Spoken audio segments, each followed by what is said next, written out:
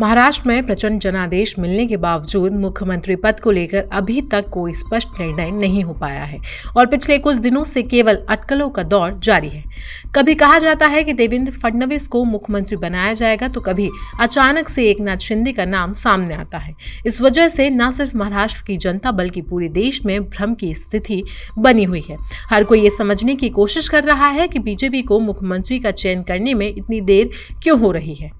एक बात तो साफ है कि अजित पवार डिप्टी सीएम पद के लिए राजी हो चुके हैं, लेकिन वे बड़े मंत्रालयों की चाह में इस समय दिल्ली में हैं।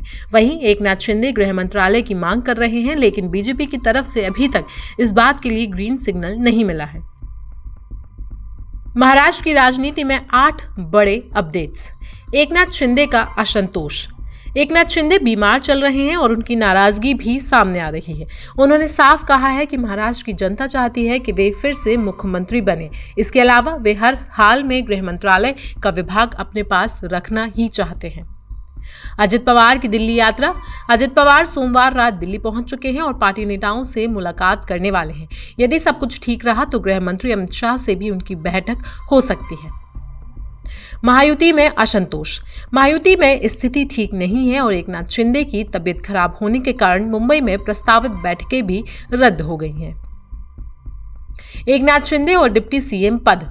खबरें हैं कि एकनाथ शिंदे किसी भी हाल में डिप्टी सीएम पद स्वीकार नहीं करेंगे। उनके बेटे श्रीकांत शिंदे का नाम भी चर्चा में है, लेकिन उन्होंने साफ तौर पर कहा है कि वे ना तो मंत्री बनने की रेस में हैं, ना ही डिप्टी सीएम।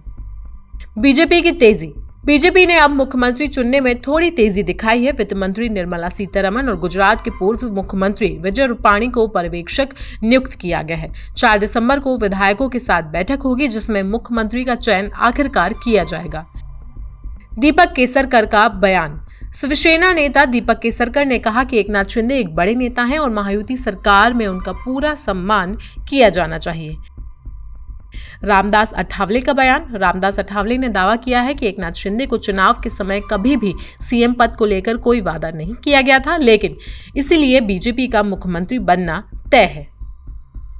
आनंद दुबे का बयान। उद्धव गुट के नेता आनंद दुबे ने कहा कि अजित पवार और एकनाथ शिंदे वास्तव में बीजेपी के गुलाम हैं और गुलाम को हमेशा समझौता करना पड़ता है।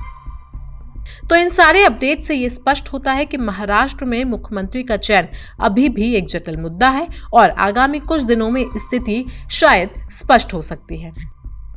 तो महाराष्ट्र के मुख्यमंत्री पद को लेकर आपकी राय क्या है, हमें कमेंट सेक्शन में जरूर बताएं। साथ ही साथ देश दुनिया की बाकी खबरों के लिए बने रहें जनसत्ता के साथ।